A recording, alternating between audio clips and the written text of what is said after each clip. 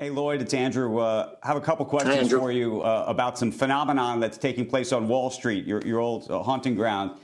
I want to start with SPACs, given that every single morning we seem to be announcing either a new SPAC or a transaction related to a SPAC. And just wanted to get your thoughts on what it means, whether you think this is a mania and is going to end badly, or whether this is going to end much better. I think we're all just trying to wrap our hands around it. Yeah, what could possibly go wrong? In my old life, I'm always looking at, what the downside scenario is. And I've always found it useful to think, gee, let's say it did go wrong. What happened that made it go wrong? And I see with the SPAC, now obviously there are bubble elements in every part of the conversation. You can't make a commodity free like money and expect it to be allocated efficiently. You need some sort of scarcity and shortage so people are disciplined about how they do it. Money the world is awash in liquidity, and I'm sure the art market is bulging, and SPACs is Bitcoin SPACs another example of that. In the case of SPACs, it's in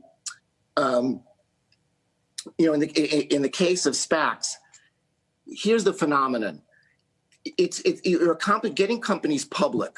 But you're getting them public in a two-step process where one of the elements of an IPO is dropping out.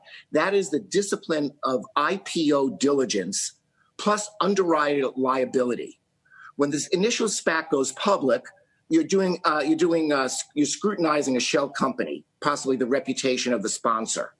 When that company then de-SPACs and mergers, it's a merger. It's not an IPO that carries with it a lot of diligence obligations, and it's not the same kind of liability for an underwriter. There is no underwriter of that.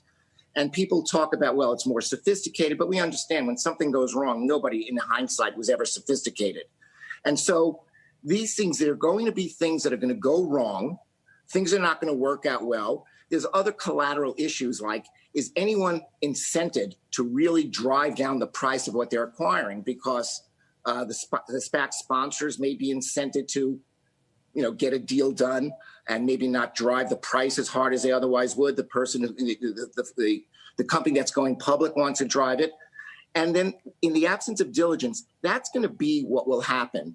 If a few of these go bad or they were overpaid and some people made a lot of money and investors lost money, people are going to say, you achieve the economic equivalence of an IPO, but where was the process and diligence that we all associated with a rigorous IPO diligence process?